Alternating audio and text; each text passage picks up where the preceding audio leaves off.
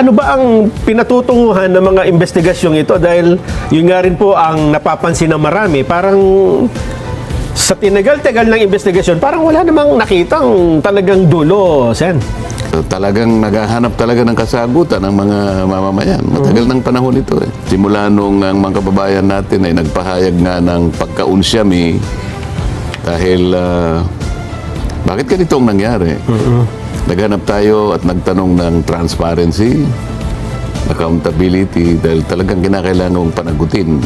Marap sa publiko itong 18 mga dating sundalo na ang kanilang pakilala, kasamahan nila si Master Sergeant Orly Gutesa, mga tauhan sila ni dating Congressman Saldico, na sila ang nagdi-deliver ng mali-malitang pera. Na yun din naman nasabi ni Gutesa noon nang humarap sa Senado. Pero this time, marami sila, may mga dala silang mga larawan, at detalyado, mas matindi yung kanilang testimonya, Sen.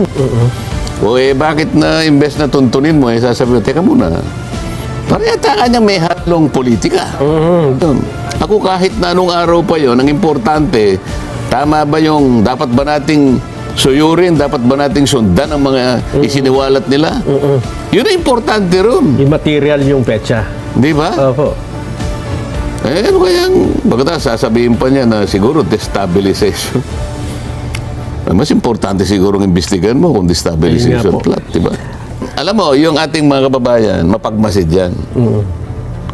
Wag mong mamaliitin yung kakayahan ng pag-aanalisa sa mga pangyayari. Ang akala kasi nila, kung ba ang tao, lalo ng Pilipino, mapagpasensya, inaakala nila siguro na, hindi, mga ilang araw lang yan, makakalimutan.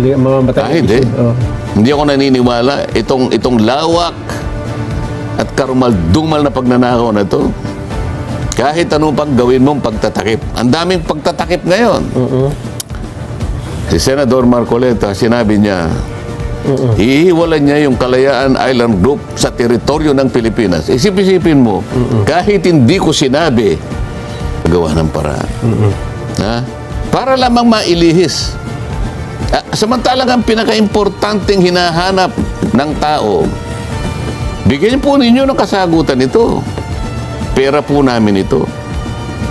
Ito po pinuhunan namin dito, talagang pawis at dugo. Huwag po ninyo kaming bibiguin dito. Yun ang hinahanap ng tao. Itong 18 ito, hindi mo papansinin. Gagawa ng napakaraming excuses, ng napakaraming kadahilanan. Kung ayaw nila talagang tukuyin kung sino ang may kasalanan. So ayaw nilang pagbigyan ng hinahanap ng taong bayan. Ayaw nilang bigyan ng sagot talaga hinahanap ng taong bayan. Kanino ka ba nagsisilbi? Sa taong bayan? O yung pinipilit mong pagtakpan? Ito ang problema ngayon. Alin ang pipiliin mo? Yung taong bayan na nagluklok sa'yo para gampanan mo yung katungkulan mo. Proteksyonan mo, pahalagahan mo ang kanilang interes. Ito ang sinumpaan mo bago mo kunin ang tungkulin na yan. Sino ngayon ang pipiliin mo? Di ba taong bayan? O sasabihin mo ngayon na, hindi, teka, may kulay yan eh. Baka ano lang yan eh. Kahit anong kulay pa yan, nakaharap ka. Obligasyon mo yan.